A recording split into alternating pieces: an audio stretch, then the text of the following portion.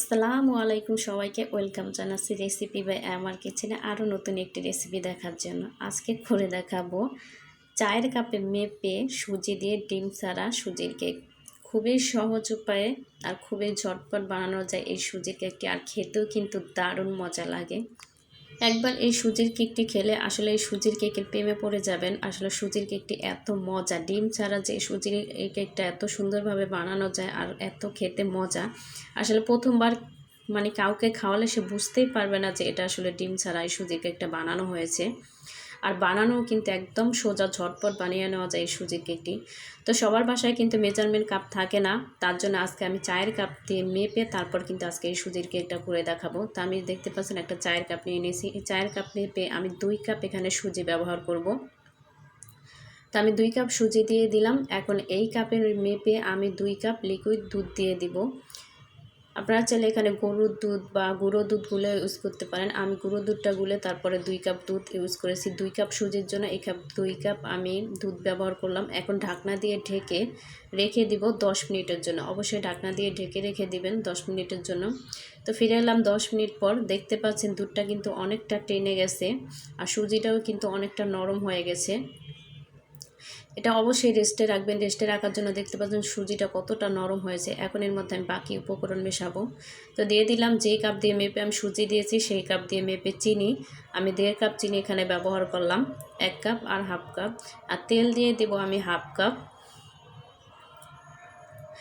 এখন এই তেল, চিনি আর সুজিটাকে এবার ভালোভাবে মিক্স করে নিতে হবে। যতক্ষণ না পর্যন্ত চিনিটা ভালোভাবে গলে যায় ততক্ষণ পর্যন্ত ভালোভাবে এবার মিক্স করে নিতে হবে। দেখতে পাচ্ছেন যে আমি কিভাবে কাজটা করছি, এইভাবেই কিন্তু মিক্স করে নিতে হবে।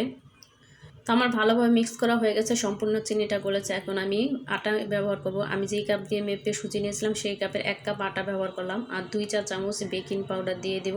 এখানে বেকিং পাউডারটা একটু বেশিই দিতে হবে। আর দিয়ে দিলাম 1/4 চা চামচ লবণ। তো আমি 2 চা চামচ কিন্তু এখানে বেকিং পাউডারটা ব্যবহার করেছি। অবশ্যই যেহেতু আমরা এখানে ডিম ব্যবহার করিনি তার জন্য এখানে বেকিং পাউডারটা একটু বেশিই লাগবে। তো এবার ভালোভাবে কিন্তু সবগুলো উপকরণ একসঙ্গে মিশিয়ে নিতে হবে। তো আমার মেশানো হয়ে গেলে এখানে দিয়ে দেবো আমি লেবুর রস। আমি 2 টুকরো লেবুর রস চিপে তারপর এখানে আমি দিয়ে দেবো। অবশ্যই লেবুর রসটা ব্যবহার করবেন, তাহলে দেখবেন যে কেকের মধ্যে সুন্দর একটা ফ্লেভার আসবে আর খেতেও কিন্তু ভালো লাগবে। এবার সব কিছু ভালোভাবে একবার মিশিয়ে নিলেই কিন্তু হয়ে যাবে আমার কেকের ব্যাটারটা রেডি। তো আমার মেশানো হয়ে গেছে, আমাদের কেকের ব্যাটারটা কিন্তু এখন রেডি। এখন আমি একটা মোল্ডে ঢেলে নিব। তা একটা মোল্ড নিয়ে নিলাম। এখানে আমি এটার মধ্যে তেল ব্রাশ করে নিয়েছি। একটা 6 ইঞ্চি সাইজের পুডিংয়ের মোল্ড নিয়েছি। এখন এর মধ্যে আমি ঢেলে দিব। তা আমি আগে থাকতে তেল ব্রাশ করে তারপর রেখে দিয়েছিলাম। তো এখন সম্পূর্ণ ব্যাটারটা এর মধ্যে দিয়ে এখন এটা বেক করতে চলে যাব আমরা চুলায়।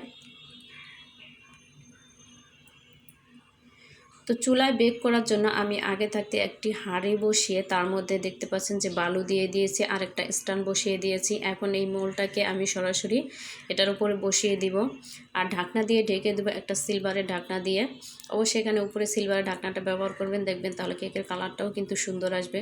আর চুলার আঁচটা পাতিলা ছুঁই ছুঁই রাখতে হবে, একদম লোতেও করা যাবে না, তাহলে কেকটা হতে অনেক বেশি সময় লাগবে।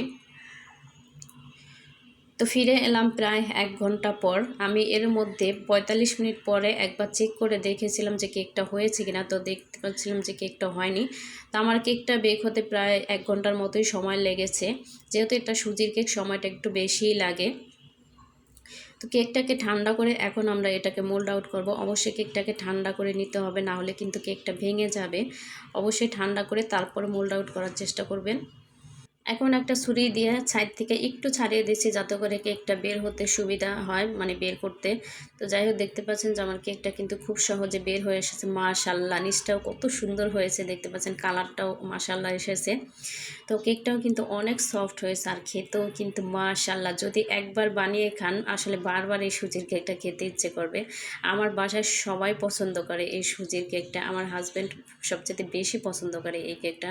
তাকে কেকের কথা বললেই বলবে যে সুজির কেক বানাতে, এত বেশি পছন্দ এই সুজির কেকটা। আপনারাও, আমি আশা করব একবার হলো এই সুজির কেকটা এভাবে বানিয়ে খাবেন, তাহলে দেখবেন যে আসলে সুজির কেকের প্রেমেই পড়ে যাবেন। তো দেখতেই পাচ্ছেন আসলে ভিতরটা কীরকম, একদম সফট। দেখতে পাচ্ছেন যে ভেঙে যাচ্ছে, হাত দিয়ে ভাঙার আগেই। আর কতটা ভিতরে মানে কেমন হয়েছে আসলে দেখেই বুঝতে পারছেন, আসলে বোঝানোর মতো না। কেকটা আসলে অসম্ভব মজার খেতে। তা আশা করি বাসায় একবার হলে এভাবে ট্রাই করবেন এই কেকটা বানিয়ে খাওয়ার জন্য। আশা করি আজকের ভিডিওটি ভালো লাগছে। ভালো লাগলে ভিডিওতে একটি লাইক দিয়ে চ্যানেলটা সাবস্ক্রাইব করে পাশে থাকা অল বেল আইকনটি বাজিয়ে দেবেন, যাতে করে আমি নতুন কোনো রেসিপি চাইলে সাথে সাথে নোটিফিকেশন চলে যায়। আর অবশ্যই একটি কমেন্ট করে জানাবেন আজকের ভিডিওটি কেমন লাগলো, কারণ আপনাদের কমেন্ট পড়তে আমার খুব ভালো লাগে। আর মানে কাজেরও উৎসাহ পাই কমেন্ট করলে। ভিডিওটি বেশি বেশি শেয়ার করে দিবেন, ফ্রেন্ড এবং ফ্যামিলির সাথে শেয়ার করতে কিন্তু একদমই ভুলবেন না। আর ভালো লাগলে তো অবশ্যই ভিডিওটি শেয়ার করবেন। তা আজকের ভিডিওটি এই পর্যন্তই। পরবর্তী ভিডিও দেখার আমন্ত্রণ জানিয়ে এখানেই বিদায় নিচ্ছি। সবাই ভালো থাকবেন, সুস্থ থাকবেন, আর আমার জন্য দোয়া করবেন যাতে করে এরকম নতুন নতুন আরও ভিডিও আপনাদেরকে উপহার দিতে পারি। তো সেই পর্যন্ত সবাই ভালো থাকবেন। আল্লাহ হাফেজ।